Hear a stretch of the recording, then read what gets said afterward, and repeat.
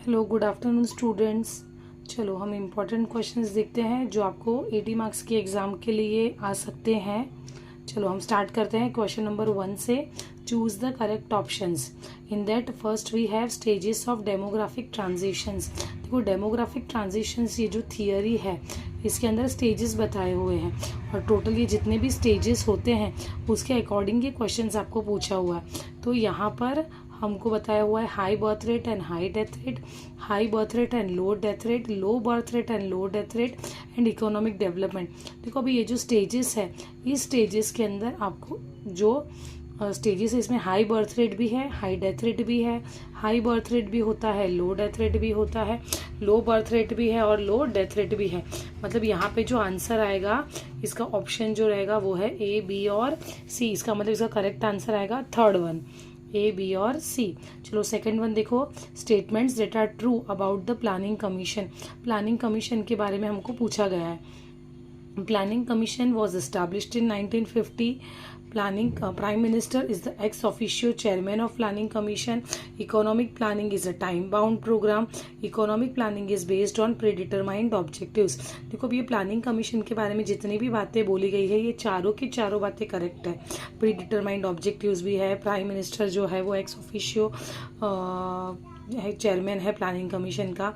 तो इसका जो आंसर आएगा वो आएगा ये दोनों, मतलब ये चारों के चारों ऑप्शंस करेक्ट है। तो ऑप्शन करेक्ट जो है वो है ए, बी, सी, डी।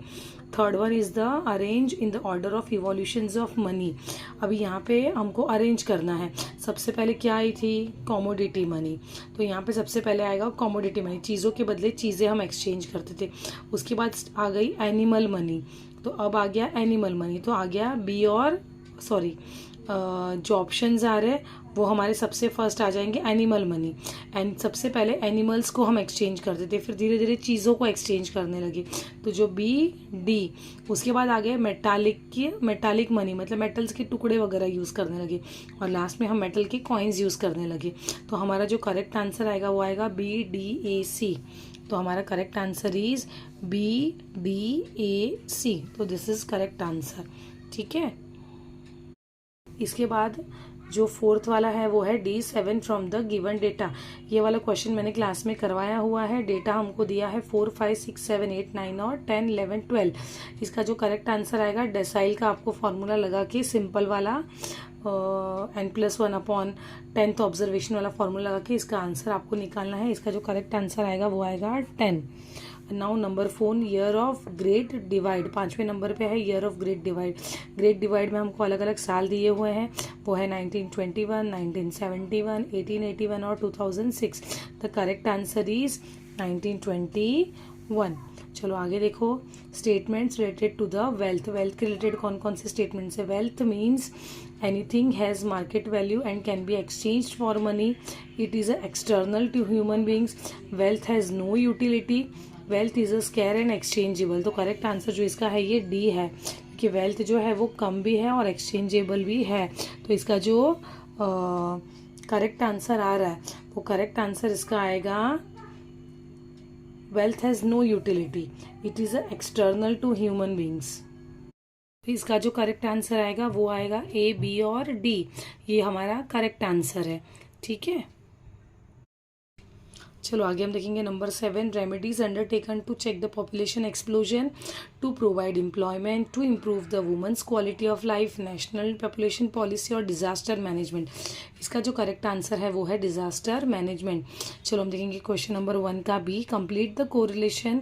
इसमें आएगा seasonal unemployment, tourist guide, educated unemployment, graduate. इसका आंसर आएगा एजुकेटेड अनएम्प्लॉयमेंट। सेकेंड वाला देखो, economic effect, waste of resources, social effect, loss of human dignity. तो इसका जो करेक्ट आंसर आएगा वो है इकोनॉमिक इफेक्ट्स। सोशल इफेक्ट, अगर ये सोशल इफेक्ट है तो ये इकोनॉमिक इफेक्ट होगा। फिजिक्स जो है वो नेचुरल साइंस है, psychology is the social science. यहाँ पे सोशल साइंस है तो ये ऊपर वाला क्या आ जाएगा? Natural science. क्वार्टाइल के कितने पार्ट्स है? 4। तो डेसाइल के कितने पार्ट्स होंगे? 10 इक्वल पार्ट्स। फ्री गुड्स जो है वो वैल्यू इन यूज, तो इकोनॉमिक गुड्स क्या आ जाएगा? Value in exchange. अर्थशास्त्र के लिए कौटिल्या, तो वेल्थ ऑफ नेशन के लिए Adam Smith. Natural science, exact science, social science, abstract, ABSTRACT, abstract science. चलो आगे question 1C, find the odd word out. Colour of ration card, white colour का ration card होता है, वाइट, ग्रीन, सैफरन और yellow. Correct answer जो है वो green आएगा, ग्रीन कलर का रेशन कार्ड नहीं होता है। Liberalisation dealt with MRTP act, FERA, SEBI और NTPC। सेबी किसके लिए होता है? स्टॉक मार्केट के लिए होता है। Quartile, percentile, decile, odd one out क्या है? Index number. नंबर 4 देखो, Navratna status, SPCL, IOC, ONGC, HPCL। Navratna status के अंदर SPCL नहीं आता है, तो ये इसका ऑड वर्ड आउट हो गया।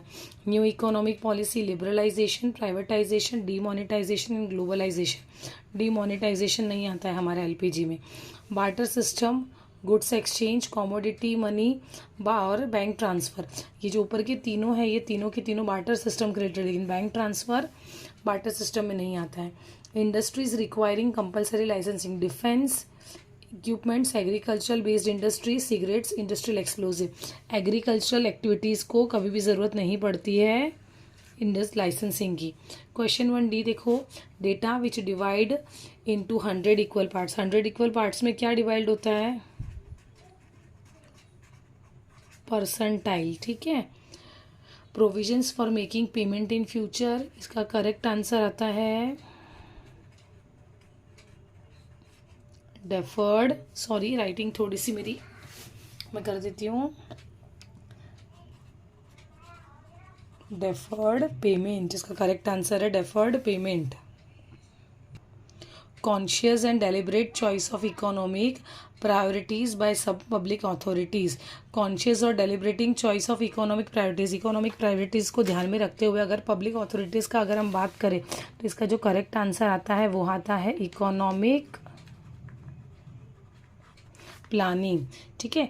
तो act of exchanging goods for goods, goods के बदले गुड्स का एक्सचेंज होता है barter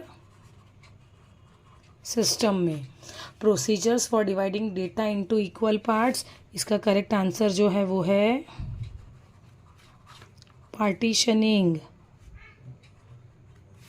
partitioning, value of data which divides the whole set of observations into 4 equal parts. 4 equal parts में क्या डिवाइड होता है? Quartile, poverty that can be completely eradicated, एक ही टाइप की पॉवर्टी जिसको हम निकाल सकते हैं वो है एब्सोल्यूट पॉवर्टी, ठीक है। Thank you student, bye.